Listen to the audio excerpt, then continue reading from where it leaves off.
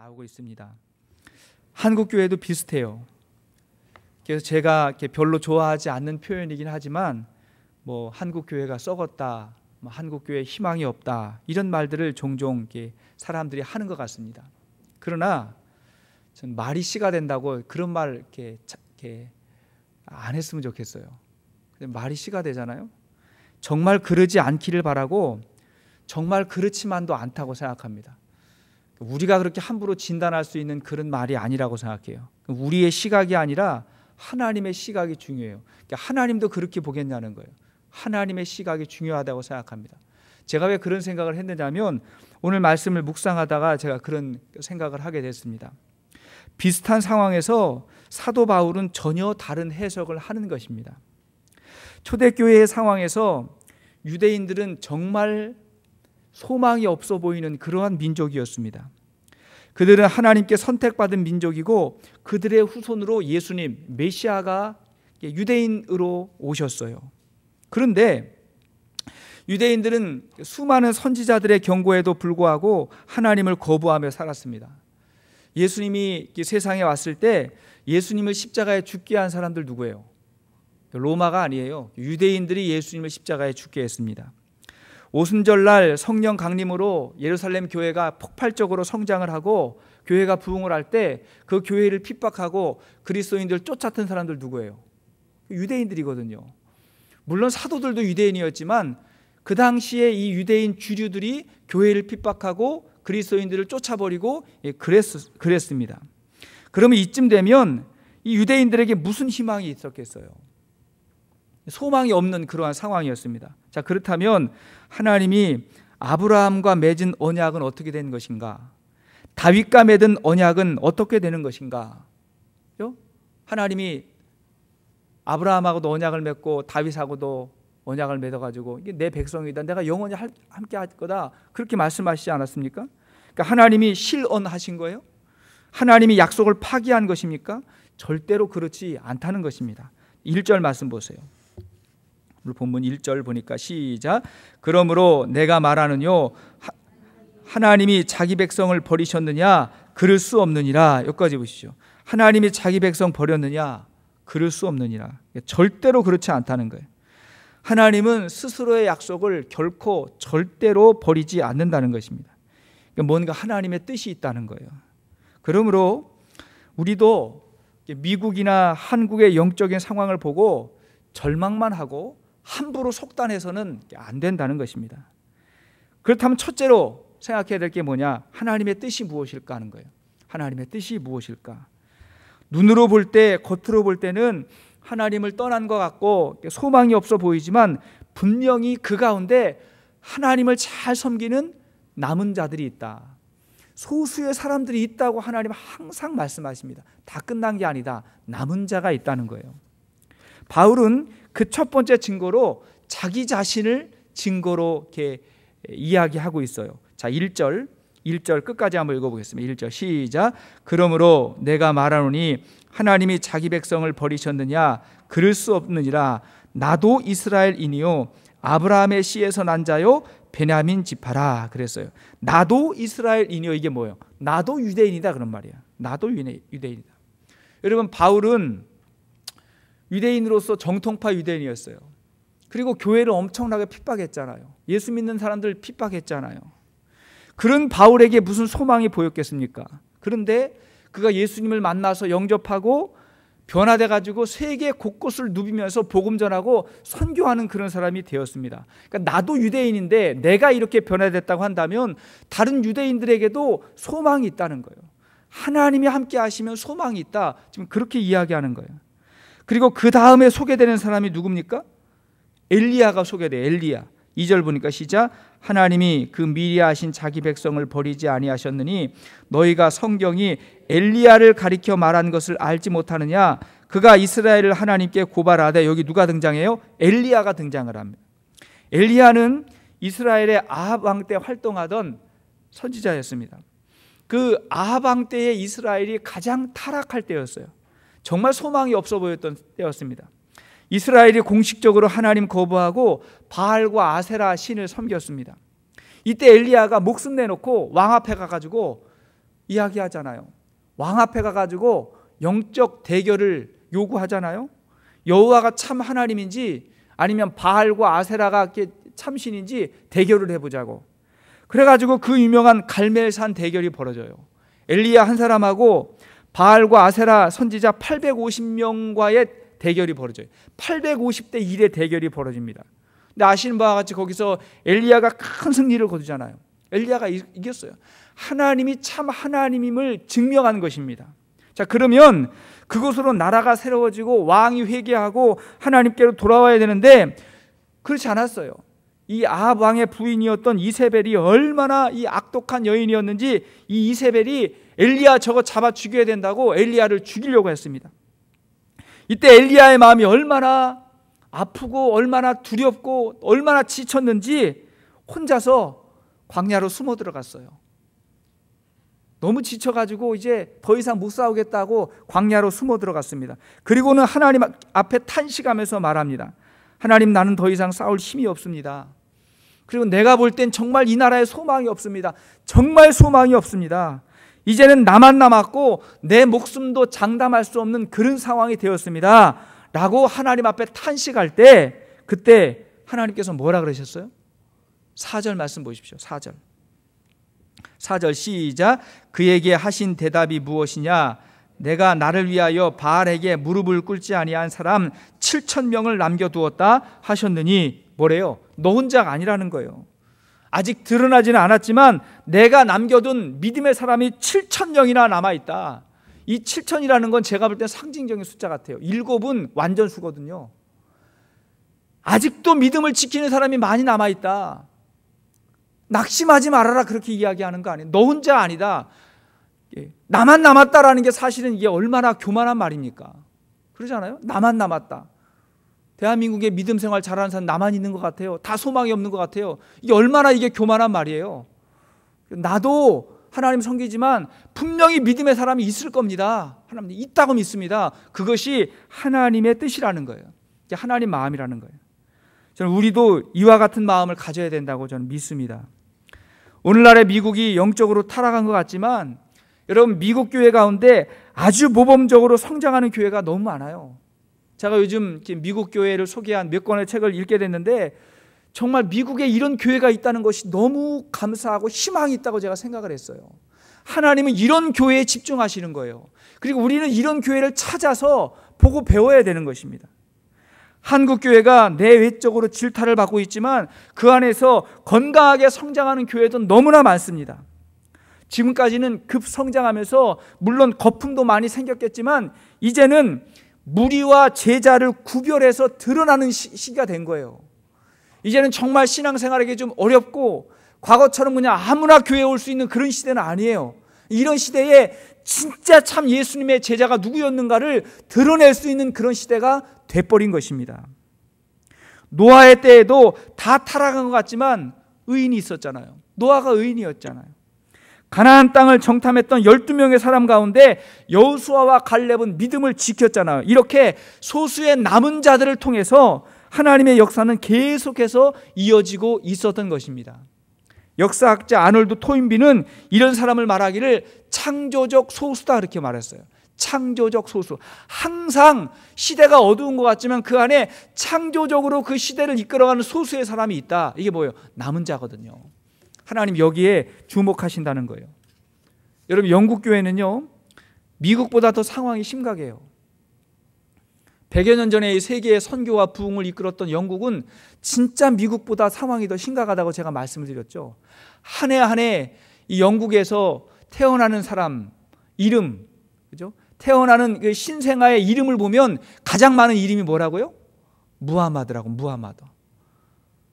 미국에서 제일 많이 태어나는 사람의 이름이 뭘까 보면 뭐 데이비드, 존, 뭐 그러잖아요. 에이브라함 그랬잖아요. 요즘 모르겠지만 영국에서 지금 태어나는 신상아의 이름이 뭐라고요? 무함마드예요. 무함마드가 이슬람 선지자의 이름 아니에요. 그렇게 변해버렸다는 거예요. 그런데 그 안에도 보면 건물 중심이 아니라 건강한 공동체를 이루면서 소그룹으로 가정교회를 중심으로 모이는 신실한 그리스도인들이 여전히 있다는 거예요. 여전히. 옛날처럼 건물을 크게 짓고 많은 사람이 모여가지고 그래서 눈으로 볼 수 있는 그런 모습은 아닐지라도 곳곳마다, 그렇죠? 집집마다 건강한 그리스도인들이 가정에서 모이고 속으로 모여서 건강한 공동체를 이끌어 나가는 그러한 모델들이 너무나 많이 드러나고 있는 거예요. 안 죽었다니까요. 그리고 하나님 말씀하시는 거예요. 그게 진짜다. 지금까지 쌓아 올렸던 거, 눈에 보였던 거, 그거 허상이다. 진짜 모습은 따로 있다고 하나님께서 말씀하시는 거예요. 저는 우리들의 신앙도 그런 모습으로 세워져야 된다고 믿습니다. 우리가 세상을 보고 무책임하게 말하고 무책임하게 비난만 하는 것이 아니라 나부터 하나님 앞에 인정받을 수 있는 그러한 주의 종 될 수 있기를 바랍니다. 그러면 비로소 주위의 믿음의 사람들이 보여요. 내가 바라보는 믿음의 사람들, 어떤 사람들이 보이는가를 보십시오. 신실한 믿음의 사람이 보입니다. 그런 사람들이 보이면 자기도 그렇게 변화되고 있다는 사실을 기억하십시오. 자, 두 번째, 그러면 남은 자의 모습은 어떠한 모습일까? 남은 자는 어떻게 살아가는가? 자, 5절과 6절을 보십시오. 5절 6절 시작. 그런즉 이와 같이 지금도 은혜로 택하심을 따라 남은 자가 있느니라. 만일 은혜로 된 것이면 행위로 말미암지 않음이니 그렇지 않으면 은혜가 은혜되지 못하느니라. 여기를 보면 은혜로 택하심을 입은 자가 남은 자다, 그런 말이 있죠. 은혜로 택하심을 입은 자가 남은 자다. 여러분, 구원받은 사람은 하나님의 택함받은 사람이라고 믿습니다. 그죠? 하나님이 선택하셨고 약정하신 거예요? 예정하신 거예요? 그게 이제 성경이 말하는 구원받은 사람의 조건인데, 그러면 택하심의 증거가 뭐예요? 하나님의 택함을 받았다고 하는 증거가 무엇입니까? 오늘 말씀을 볼 때 하나님의 은혜를 아는 자예요. 하나님의 은혜를 인정하고 그 은혜 속에서 살아가는 사람이 택함 받은 사람이라는 거예요. 그게 5절 말씀이잖아요. 그런즉 이와 같이 지금도 은혜로 택하심을 따라 남은 자가 있느니라. 그러니까 남은 자들은 내가 하나님 앞에 은혜 받았다, 은혜로 구원 받았다, 그리고 그 은혜 속에서 살아간다고 하는 믿음의 고백이 나타난다는 거예요. 지난 주일에 설교 제목이 뭐였어요? 설교 제목이 뭐였습니까? 은혜에 반응하는 삶이었잖아요. 은혜에 반응하는 삶. 저는요, 지난 주일 설교에 은혜를 입고 그리고 은혜에 반응하며 살아야 되겠다고 생각하는 분은 다 남은 자라고 믿습니다. 아멘이십니까? 저는 그렇게 생각해요. 저는 하나님께 은혜 받았다고 생각하고 받은 은혜에 어떻게 하면 반응하고 살까를 제가 생각하거든요. 근데 이 말씀 보니까 그게 뭐예요? 하나님의 택함 받은 자의 모습이라는 거예요. 하나님 앞에 선택받은 사람의 모습이라는 것입니다. 자, 그렇다면 은혜를 알지 못하는 사람의 특징이 뭘까요? 반대의 특징이 뭐냐면 7절과 8절이에요.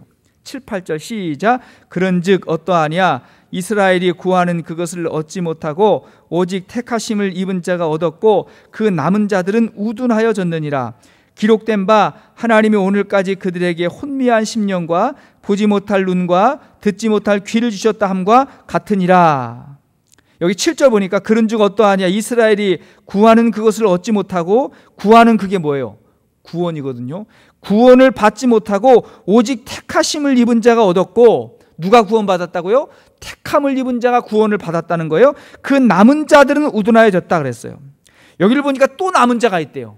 근데 그 남은 자들은 우둔해졌대요. 여기서의 남은 자는 앞에서 말하는 그 남은 자가 아니라 여기서의 남은 자는 은혜 밖에 있는 남은 자를 말하는 거예요. 그 지금 앞에서 말했던 남은 자는 뭐예요? 은혜를 아는 남은 자고, 지금 이 남은 자는 은혜 밖에 있는 사람들이 있다, 그걸 말하는 것입니다. 그러면 은혜 밖에 있는 남은 자들의 특징이 뭐예요? 그들은 우둔하여졌느니라 그랬잖아요. 그 남은 자들은 우둔하여졌다. 이게 은혜 밖에 있는 사람의 특징은 뭐냐면 우둔하다는 거예요. 우둔하다. 이 여기서 우둔하다고 하는 말의 의미는 굳은 살이 박히다 혹은 감각이 없어지다, 그런 말이에요. 감각이 없어져 버렸어요.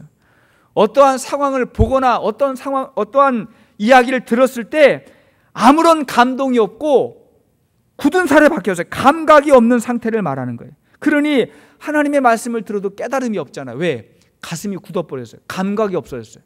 은혜를 알지 못하는 거예요. 저는요, 우리 가운데 누가 구원받았는지 구원받지 못했는지 제가 알지 못합니다. 제가 하나님이 아닌데 어떻게 알 수 있겠어요? 저는 누가 구원받았는지 제가 확실히 알지 못합니다. 그러나 어느 정도의 심증은 가지고 있어요. 아, 구원받은 사람이구나. 그렇지 않은 사람이거나 제 나름대로의 심증은 가지고 있어요. 그게 뭐냐면 오늘 말씀을 근거로 볼 때 어떤 분이 예수 영접 모임에 들어오셔가지고 예수님을 영접할 때 그냥 마음이 무덤덤한 것이 아니라 너무 감사해서 감동의 눈물을 흘리시는 분들이 있어요. 하나님의 말씀을 들을 때 그냥 무덤덤하게 말씀을 듣는 것이 아니라 그 말씀을 정말 갈증 가운데 하나님께서 주시는 생수처럼 말씀을 받아 마시는 분들이 있어요. 또 예배 중에 찬양을 부를 때에도 세상과 나는 간 곳 없고 구속한 주만 보이도다 하면서 천상의 찬송을 부르면서 예배를 드리시는 분들이 있어요. 마음이 굳은 사람은 그렇게 못해요. 하나님의 은혜를 간직하니까 그런 반응이 나오는 거예요. 그런 분들은 저는 구원받은 사람이 맞다고 생각합니다. 왜요? 은혜를 아는 거거든요. 감동이 있는 거거든요. 그래서 8절 말씀 보면 은혜 없는 상태가 나오죠. 은혜 없는 상태가 뭐예요? 혼미한 심령, 보지 못할 눈, 듣지 못할 귀, 이게 뭐 다 막혔다는 거예요. 굳어버려가지고 다 막힌 상태를 말하는 것입니다. 이렇게 마음을 열지 못하는 사람들을 보면서 바울이 아주 좋은 예를 들고 있는데 그게 뭐냐면 9절과 10절. 9절 10절 시작. 또 다윗이 이르되 그들의 밥상이 올무와 덫과 거치는 것과 보응이 되게 하시옵고 그들의 눈은 흐려 보지 못하고 그들의 등은 항상 굽게 하옵소서 하였느니라. 자, 이 말은 시편 69편 22절에 나오는 다윗이 했던 그 기도를 사도 바울이 지금 여기서 다시 한번 언급하고 있는 것입니다. 굉장히 무서운 말이에요. 굉장히 무서운 말인데 은혜를 모르는 사람의 특징은 뭐냐면 밥상이 올무가 되고 덫이 된다 그랬어요. 마음이 굳은 사람의 특징이거든요. 밥상이 올무가 되고 덫이 된다. 여러분, 밥이 좋은 거예요, 안 좋은 거예요?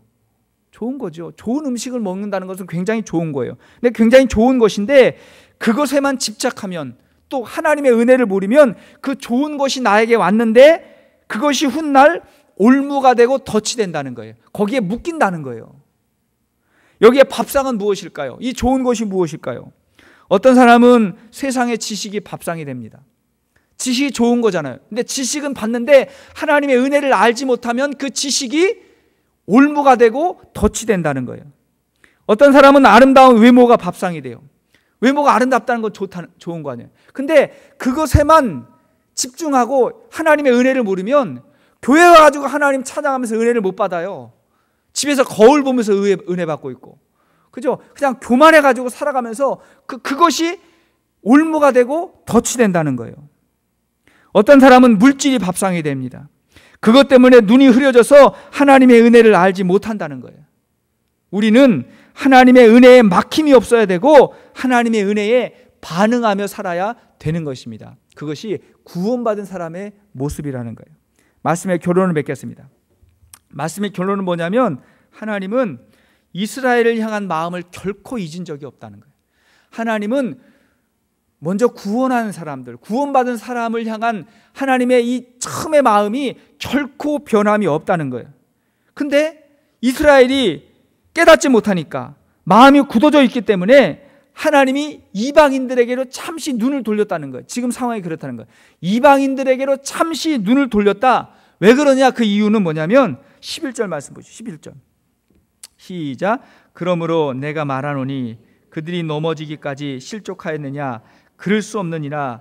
그들이 넘어짐으로 구원이 이방인에게로 이르러 이스라엘로 시기나게 함이니라. 자, 이스라엘이 지금 마음이 굳어졌으니까 하나님의 은혜와 구원이 어디로 갔어요? 이방인들에게로 갔어요.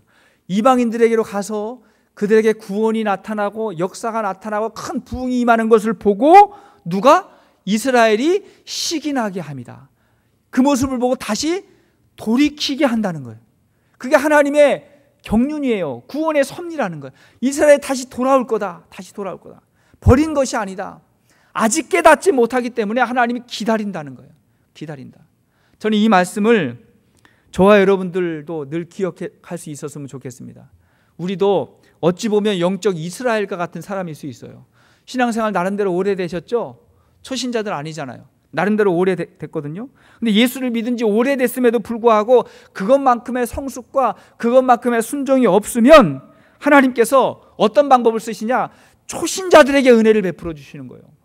교회 막 새로운 사람에게 은혜를 베풀어 주셔서 그들이 감동하게 하고 예배 시간에 은혜 받게 하고 그들이 교회에 온 지 막 얼마 되지도 않았는데 막 술 끊게 하고 담배 끊게 하고 막 변화되게 하는 모습을 보여주시는 거예요. 그러면 예수 믿고 오래됐는데도 변화되지 않은 사람들이 깜짝 놀라는 거예요.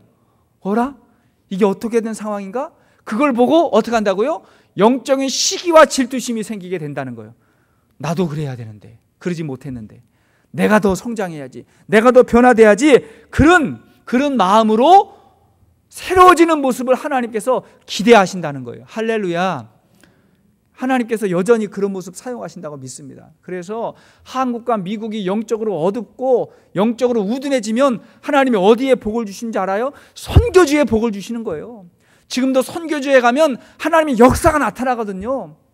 막 변화되는 역사가 나타나고 우상을 타파하고 병든 자가 치유받고 귀신이 떠나가는 그런 역사를 보고 선교지 가가지고 그런 모습을 보면 발칵 뒤집혀져 가지고 다시 와가지고 영적으로 이 미국도 한국도 변화되고 새로워지는 그런 일들이 있게 되는 것입니다. 할렐루야. 근데요, 그 반대의 일들이 일어나면 안 돼요. 그 반대의 일들은 뭐냐면 그런 일도 종종 있거든요. 반대 일들. 하나님, 내가 예수 믿은 지 이렇게 오래됐는데 나는 은혜 안 주고 나는 내 기도 응답도 안 해주고, 그런데 예수 믿은 지 얼마 안 된 사람은 응답받고 있고 저렇게 새로워지는데 하나님 도대체 뭡니까 하고 그러면서 시험 드는 사람이 있어요, 없어요? 있다는 거예요. 이 시험 들면 안 되고 내가 변화되라고 하는 하나님의 교훈인데 그것 때문에 시험 들면 절대로 안 된다는 거예요. 절대로 안 돼요. 오늘 말씀의 교훈이 뭐냐면 따라합시다. 내가 남은 자다. 내가 남은 자다. 내가 엘리야다. 그리고 내가 엘리야 뒤에 있었던 7,000명의 같은 사람이 바로 나다. 내가 그런 모습으로 오늘날 하나님의 소망이 되고 하나님의 희망이 되는 그런 사람이 되어야 되겠다라는 마음으로 주님 앞에 설 수 있기를 바랍니다. 그러면 우리로 인해서 하나님이 세상을 변화시키고 세상에 소망을 주실 것입니다. 그리고 그런 우리의 영적인 성장과 부흥을 하나님께서 이끌어 주실 것입니다. 우리 찬양 같이 한번 하시겠습니다.